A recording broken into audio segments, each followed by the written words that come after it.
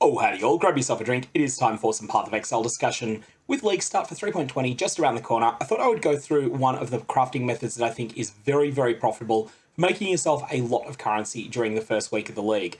If I decide to go for a week 1 Mageblood in Sanctum League, then this is going to be the strategy that I will use to do it. This is exploiting Rog, one of the expedition NPCs who has a habit of producing very good rare items a small percentage of the time that you use him. However, you get to roll the dice so often that it does tend to add up. So I want to go through some of the things that I've learnt from using Rog, both in the extremely early phase of the league when most players are not yet in red maps, and then also into the next few days of the league after that, when you start getting a larger and larger percentage of players getting into red maps. Usually you have about 15,000 people in red maps by the end of day 2, and that number will continue to increase over the days after that.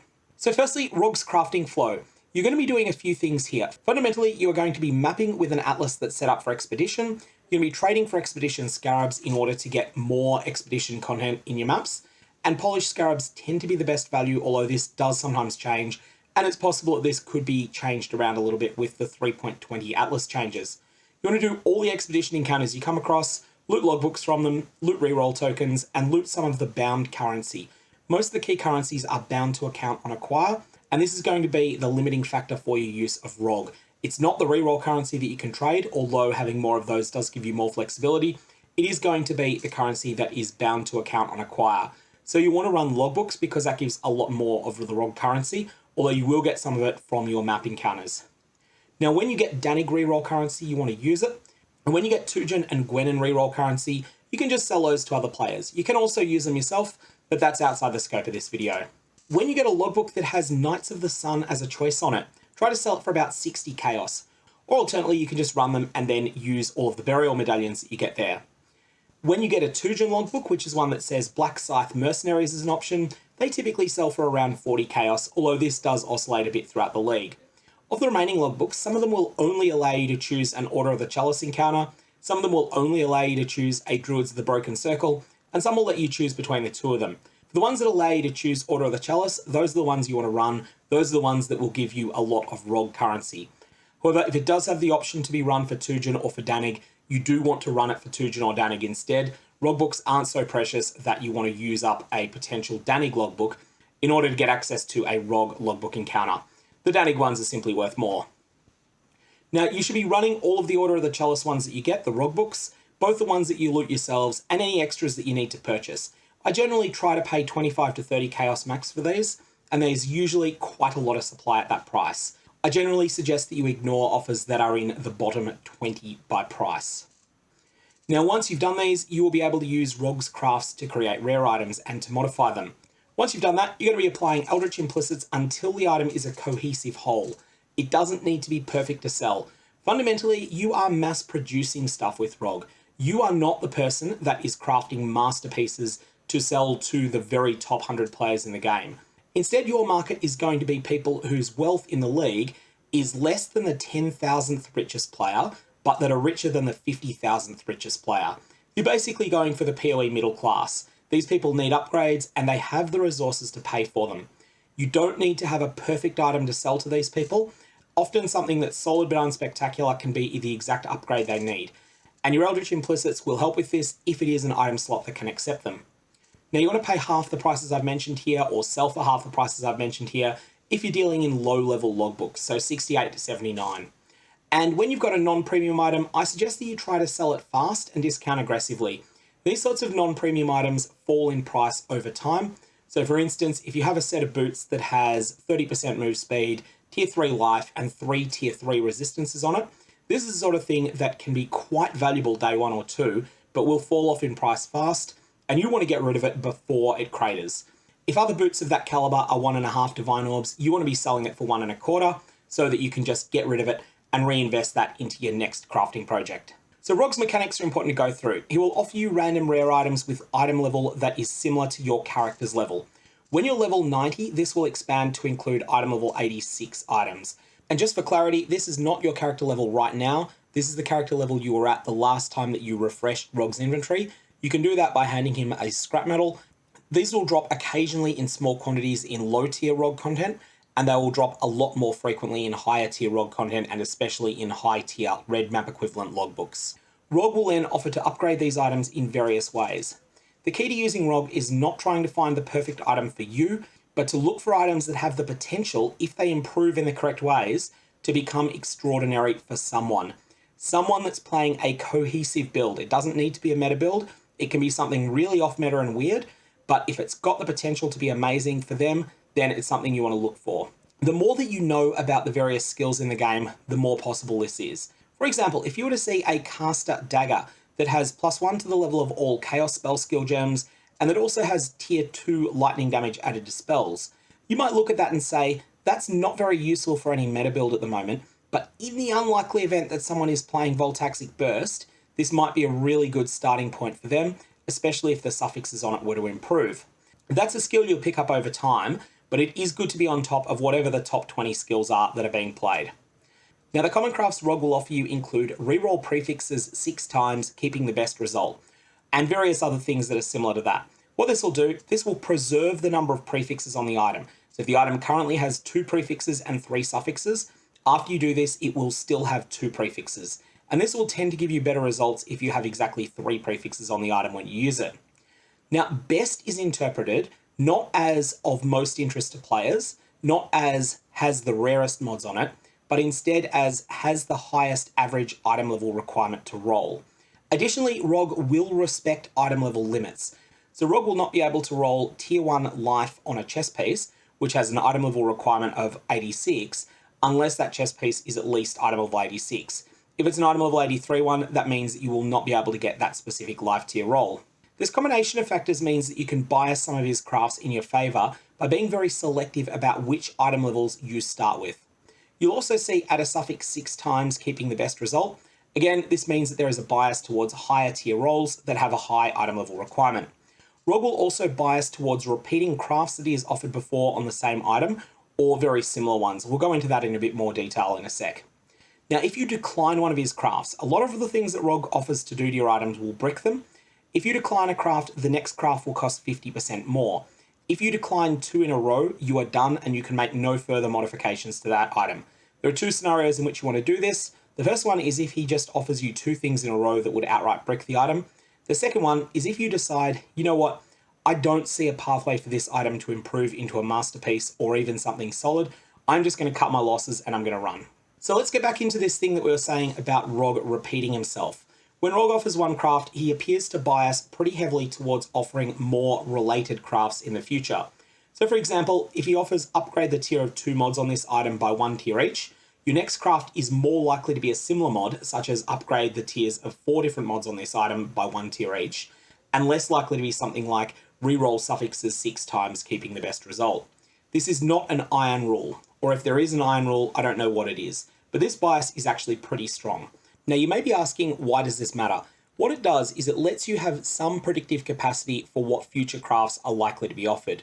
This means that you're in a better position to make an informed decision to say, you know what, I don't see a pathway for this item to improve.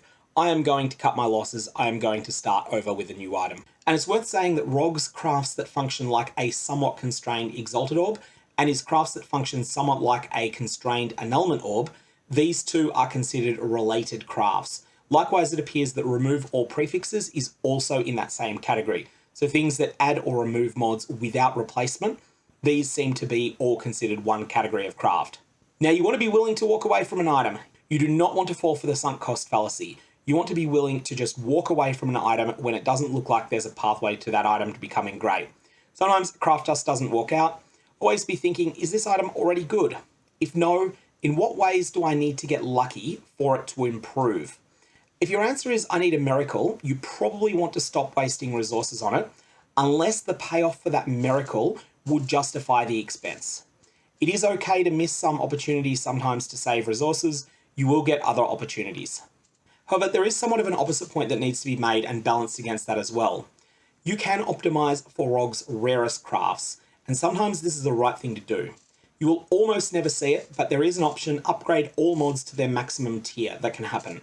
I've had this exactly twice. If you get it, it is sometimes truly amazing. This is often worth chasing. It is worth keeping going if the only thing that can make your item good is this craft. For example, if you have tier 4 attack speed, tier 7 flat phys, tier 4 phys, and squire, which is one of the low tier hybrid physical percent and accuracy mods, and they're all together on a bow, because if you happen to hit that miracle, you've suddenly got yourself an absolutely stupendous bow. That'll be one of the best ones that's available on the market. There's another rare craft though that you shouldn't optimize for, and that is add a random influence type to an item. Payoff is so much lower that it is generally not worth chasing. This one tends to happen early or not at all, and you may not even want it if it is available. Remember, there is a big difference between a 0.3% chance to get 10,000 chaos, that's actually something that's worthwhile, and a 2% chance to get 100 chaos. Even though in the first case you've got more chance of walking away with nothing, the average payoff is considerably higher, and Rog is a numbers game. The more times you toss the dice, the more times they will come up in your favour. I want to make a quick note about Eldritch, Implicits, and Leaguestart before we go into all the different types of crafting you can do here. Eldritch Implicits are available on boots, chest, helm, and gloves. Each slot has a couple of best options. For example, for the chest piece Exile Implicit, all Aura's effect is better than any other mod, and it's not close. So this is the one that on the Exquisite tier is 17 to 18% increased effect of non-curse auras from your skills. The Perfect tier is 19 to 20%. But the more realistic tiers, the one you might apply early in a league, is 13 to 14%. This is something that's absolutely incredible if you get it. It's miles better than any other mod that you can get. But early league, you don't need the best mod to have something useful in that slot. What I suggest you do is that you roll over implicits that you think almost no one will consider to be a meaningful upgrade. But do imply implicits anyway. For example, there's a relatively weak Exarch boot implicit, 15 to 16% fire resistance. This is in the greater tier, so it's the second bottom tier, and this is still miles better than having no implicit. And this might solve a major problem for someone's build, which means that your boots then end up selling when otherwise they might not have. Aim to roll over the worst 60 to 70% of rolls on implicits. That's my general rule of thumb. So you're keeping about the best one in 3. This includes rolling over almost all of the while in the presence of a unique mod, or while in the presence of a pinnacle boss mods. I don't think that these are very good in most situations.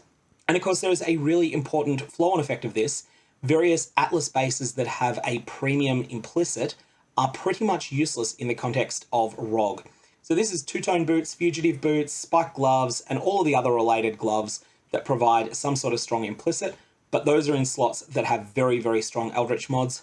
Broadly speaking, there will be exceptions, but broadly speaking, you don't want to take those from Rog, because you would rather just have something that has higher base defenses, and that doesn't have an implicit you're probably just going to delete anyway.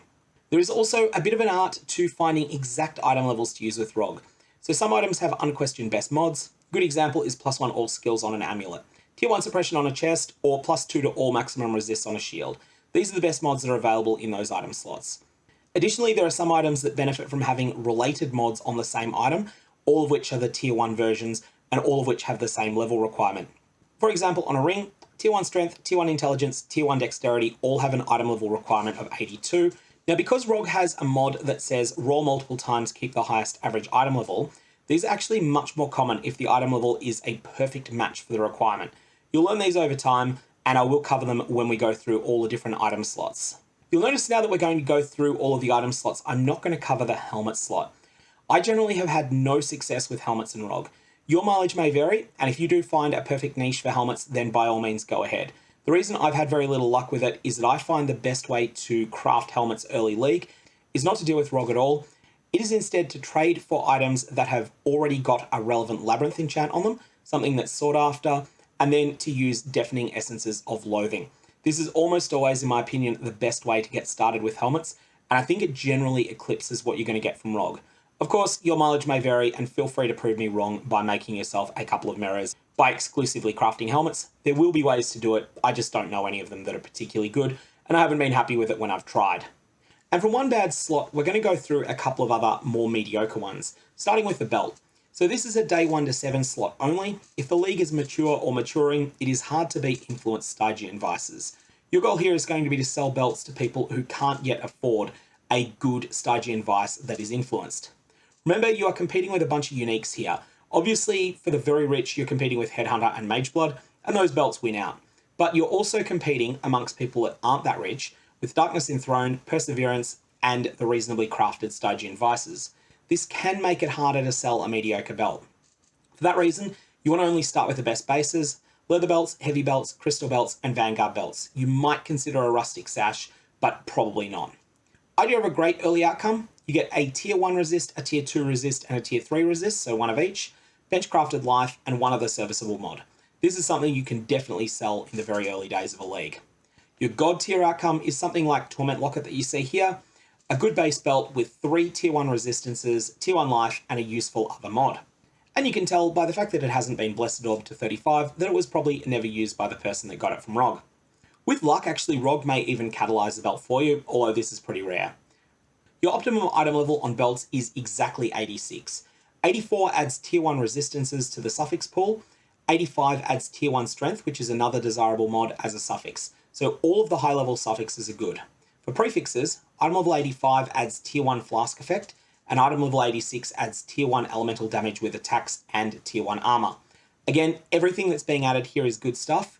Even if it's not useful to your character directly, it will be useful to someone, and for that reason, I-86 is the way to go when it comes to Rog belts.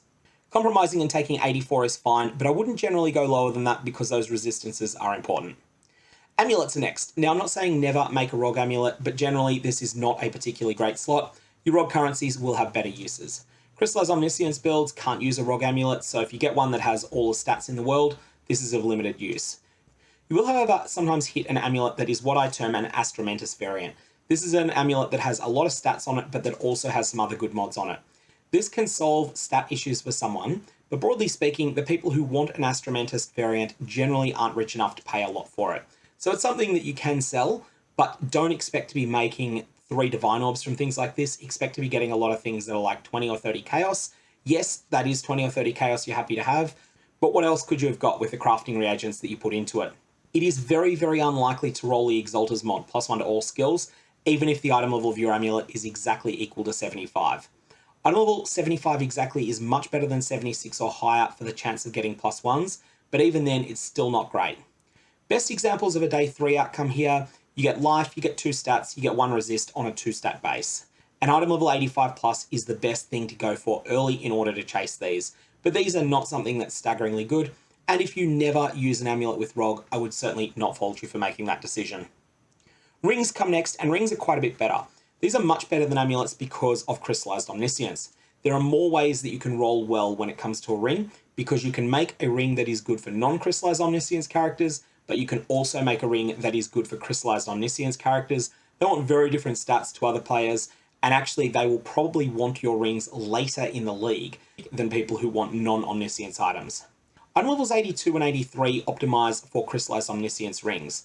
This keeps the undesired 46 to 48% resist mods out of the pool, which makes it more likely to get those juicy 51 to 55 stats when you do a reroll suffix 6 times craft.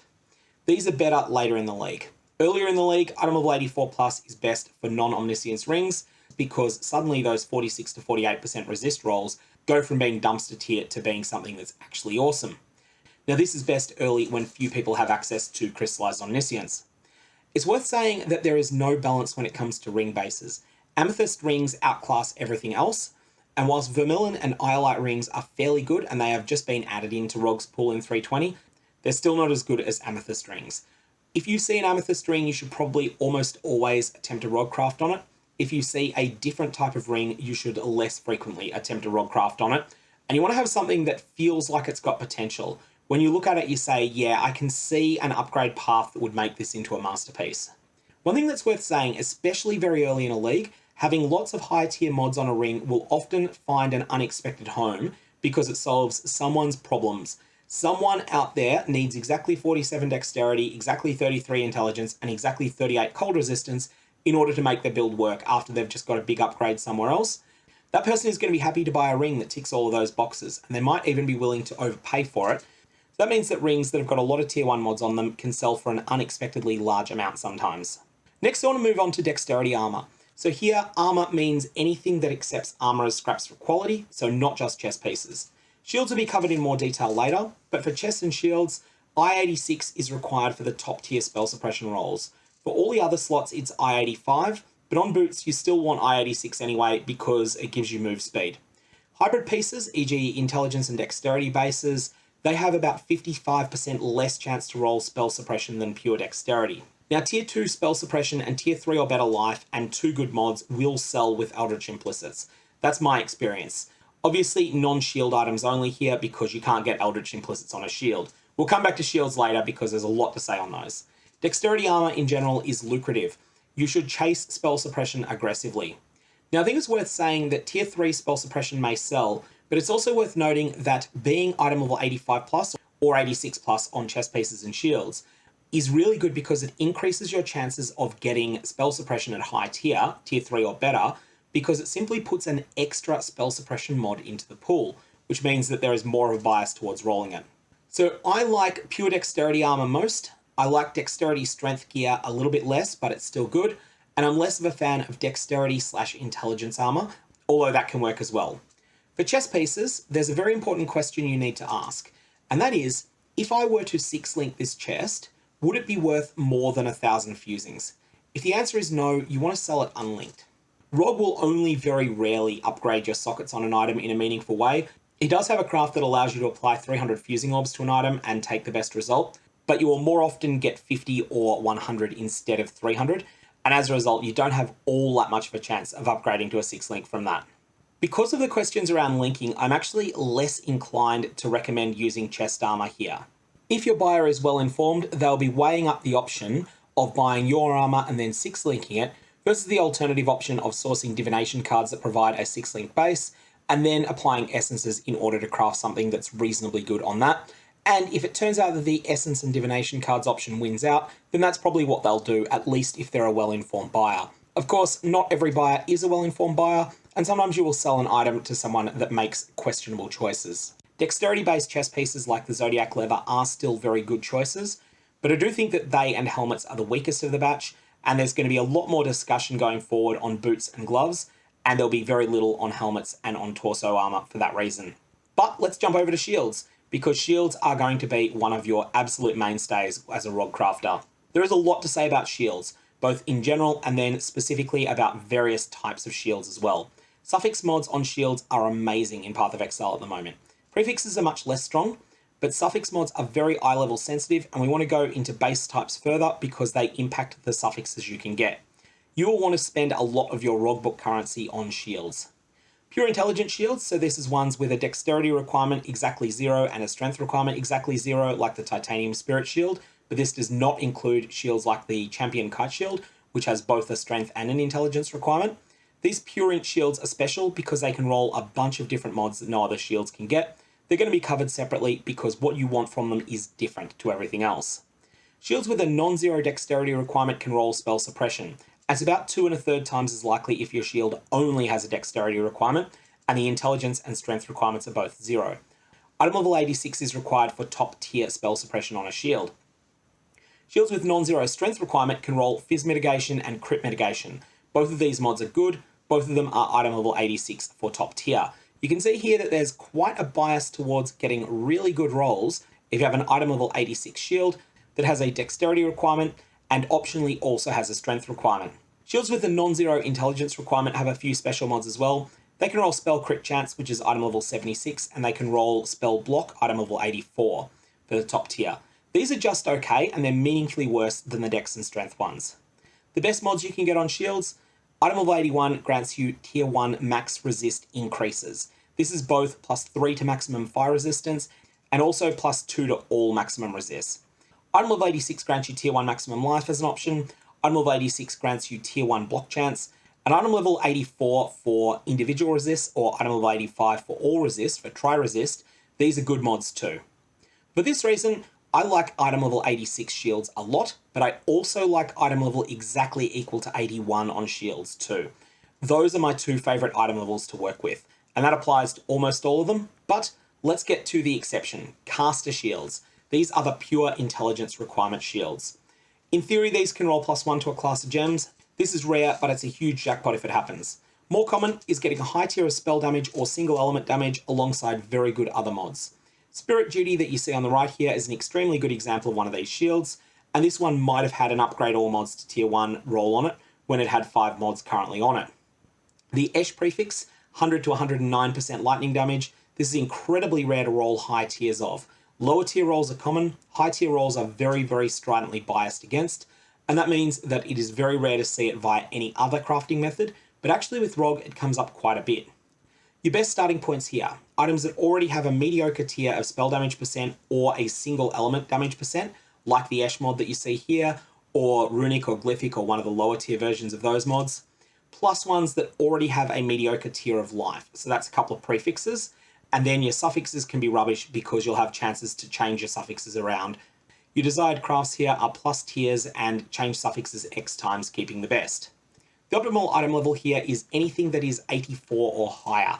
84 is a major breakpoint because it allows the Esh mod, the 100 to 109% increased lightning damage, plus the similar fire mod, the similar cold mod, and the similar generic spell damage mod. Those all get added to the pool at item level 84. The next separate category we want to look at is Strength and Intelligence Shields. So here, these are for days 1 to 3 only, and you want item level 84 plus. You do not want to continue rolling these later in the league unless the base item that Rog offers you originally looks like it's extraordinary. So here you want to only take shield bases that have 12% as their elemental resistances implicit. And what you want for your explicit mods is more resistances, just like Soul Rock that you see here, which has a total of 162% elemental resistances on it. What you are looking for here is something that solves the problems that a wealthy player is facing. Somewhere in PathOfExile, a wealthier player than you has just gotten rid of their chest piece that had a whole bunch of resistances on it and equipped their brand new shiny Impulse's Broken Heart. This upgrade has crangled their resistances. They have a problem, but they're a wealthy player. They were able to afford an early Impulse's Broken Heart, which is an expensive item. They're also going to be able to afford an item like Soul Rock, and they're able to afford to pay a premium for it, and it will help their build out a lot, so they will do so. The reason this falls off after about day 3 is not there is no use for shields like this anymore. It's that the wealthier players don't care about them anymore, and as a result, you don't see prices on them being anywhere near as high after that point. So really suggest that strength in shields are something you stop focusing on around about that time. So now we're going to talk about the best shields. These are strength dexterity hybrid shields and pure dexterity shields. These are the best. That's all that really needs to be said here. There are just so many good suffixes. It is so easy to get serviceable prefixes once you've got great suffixes, just by having any sort of rolls that re-roll your prefixes on the item. Always check if you wind up with an item that has 3 suffixes on it that are awesome and it's already got life and it's got an empty prefix on it, always check the options for Conqueror Exalts. Conqueror Exalts are completely deterministic except for the tier of the mod that they give on shields when you've got only an open prefix. And as a result, that can be a significant power boost if you can find the right thing to go with the rest of the item. Of course, only do this if the rest of the item is good enough to merit such an investment.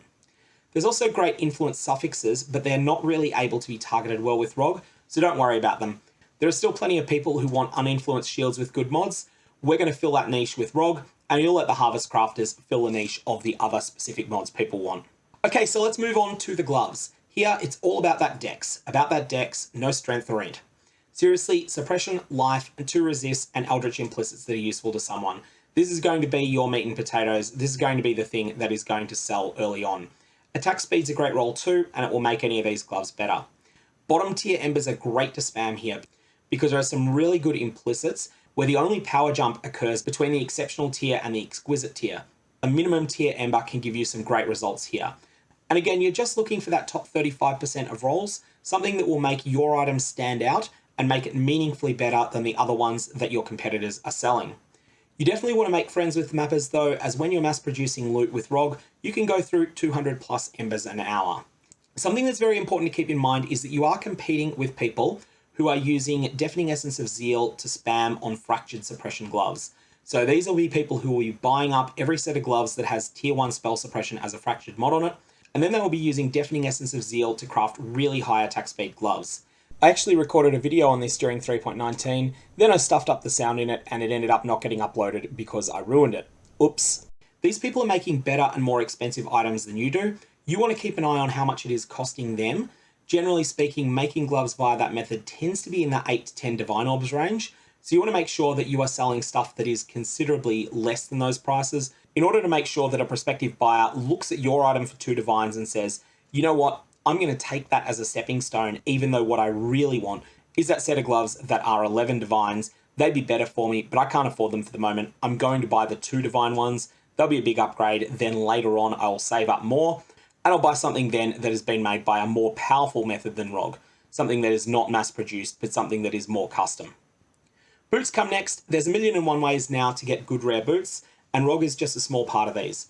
It is less critical than it used to be to get move speed roll as an explicit mod on boots, and that's because you can use suffixes can't change followed by a veiled chaos orb, and if your item has 3 suffixes on it, it has a slightly over 99% chance for this roll to then offer a great movement speed roll without wrecking your suffixes. This is of course expensive. You might end up with movement speed but no life, but this is a powerful crafting tool. So this means that boots that have 3 good resistances on them, which is something that Rog is quite good at making, especially on higher item level boots, these end up being something with a fair bit of potential, and Rog is pretty good at making them using all the same sorts of strategies you would use on gloves or chest armor. The presence of crafting alternatives like this means that Rog's greatest strength, the biasing towards higher tier mods, is actually less important than you might think when it comes to boots, because even though you always want your boots to have 35% move speed, 30% move speed, 25% move speed, or veiled 30% move speed, you're pretty much able to guarantee that in a lot of cases now, whereas historically you weren't able to do so. And this makes it easy to overestimate how good Rog is with boots. That said, Rog's still pretty good on boots. Now if you get triple resist boots with life on them, what you want to do is apply a benchcraft move speed to them and then Eldritch implicit them. And if you get triple good resist, tier 2 movement speed or better, then benchcraft life on them, again Eldritch implicit it, and you've got something that's even better. Again, you are mass producing items here. You're not someone who is trying to make perfect items, you're someone who is trying to make things that are better than what's available on the market in any sort of bulk. Weapons come next. We are skipping helmets because, as I said at the start, I don't know of any really good reliable ways to make helmets with Rog, and it's not something I tend to do. And we're also skimming over body armor because I think it is one of the weaker item slots. So for weapons, we're going to break these down into non-bow attack weapons, physical bows, elemental bows, spellcaster weapons that are not scepters, and spellcaster scepters. Let's start with physical bows. Anything that has got 3 of low tier phys percent, low tier flat phys, low tier attack speed, and low tier hybrid physical percent and accuracy is a good starting point. These are the things you want to work from. When you've got this, you're wanting to get those tier increases. Remember how Rog often repeats types of crafts?